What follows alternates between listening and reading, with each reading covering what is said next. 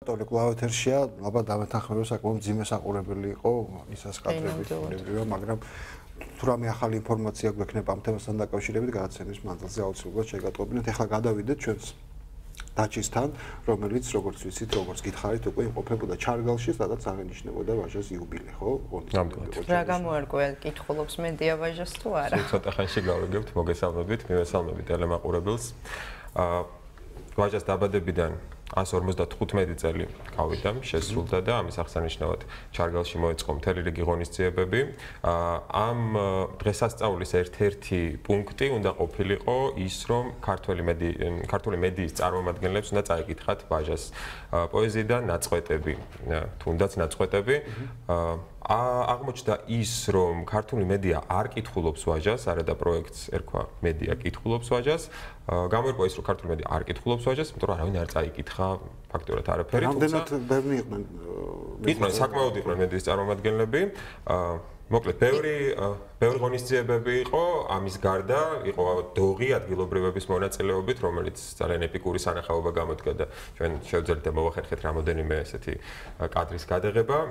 პრინციპში ვნახავთ ყველაფერს რეპორტაჟში, ამიტომ გთხოვთ ჩავრთოთ ფირი.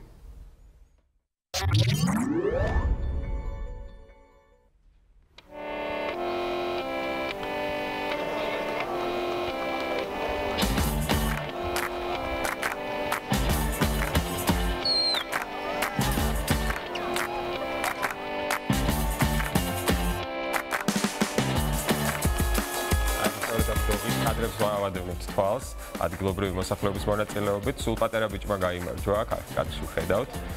ლუკა ქვია, თუ არ ვცდები. ეს ერთ-ერთი ყველაზე მთავარი სანახაობაა. შემდეგ კი გადავინაცვლეთ ვაჟას სახლ-მუზეუმის ტერიტორიაზე. სთავაზობდნენ დოღში მონაწილეობას.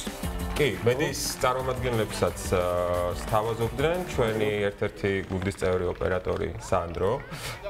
ძალიან უნდოდა რომ მას მიიღო მონაწილეობა, დაჯდა კიდეც ხეზე, თუმცა სხვებმა მხარი არ აუგეს, ამიტომ მედიის წარმომადგენლების მონაწილეობით დოღი არ შედგა. მედიის არჩართულობის გამო. პრინციპში ხო, ანუ თუმცა ჩვენ თავი მაინც ვისახელეთ, იმიტომ რომ პირველი არხი პირველია. ეს დავარქვათ ამ დღეს. საქართველოს კითხულობს ვაჟას.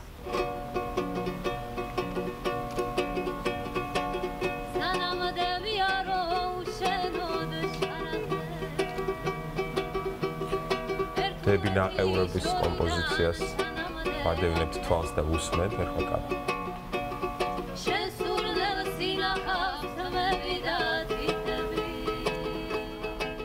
არწივი ნახე დაჭრილი ყვავყორნებს ეომებოდა.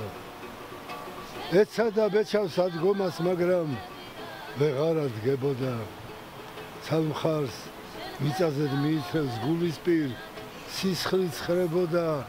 ო დედა თქვენ საყოვებო, რა დროს ჩამიგდავთ ხელადა, თორო ვნახავდი თქვენ ბუმბულს გაშლილ გაფანტულს. მედიის წარმომადგენლობა არ წაიკითხეს ვაჟას, თუმცა იყვნენ ადამიანები, როგორც ნახეთ. სიტყვას ნებისმიერ აი იმ გაშტოებებში, სადაც მისი გენიალური ნიჭი იშლებოდა. ძალიან დიდი არის ჩემო კარგებო ვაჟა-ფშაველა, უბრალოდ მისი წერილები ერთი თვალსაზრისით რო წაიკითხოთ. 50-მდე უზარმაზარ გენიოსს იმოწმებს ამ წერილებში. მოსჩანს ქისტეთის მიდამოსალი კლდეების ტახტითა. ნელ ხევზედ მოჰყევს მდინარე გულამყრეული ჯავლითა გადმოხრილი ყვნენ მთანიცა. გაღმის ჩანს ქისტის სოფელი არწივის ბუდესავითა. ლარნაკიდან ხუთომეული ვაჟას.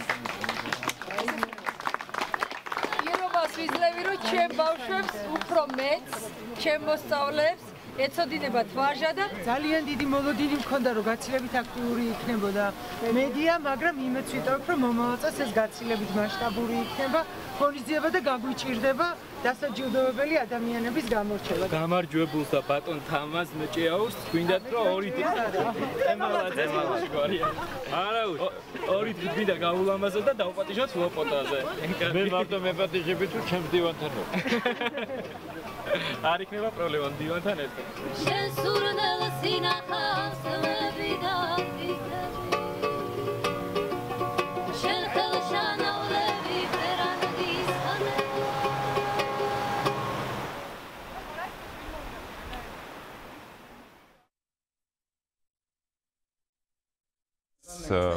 არა მხოლოდ ვაჟას, მედია წაიკითხავს ბევრს და რა თქმა უნდა მეტი კითხვის დრო გვექნება. კი, ესეც აღსანიშნავია. უცხოელი ტურისტები თუ იყვნენ?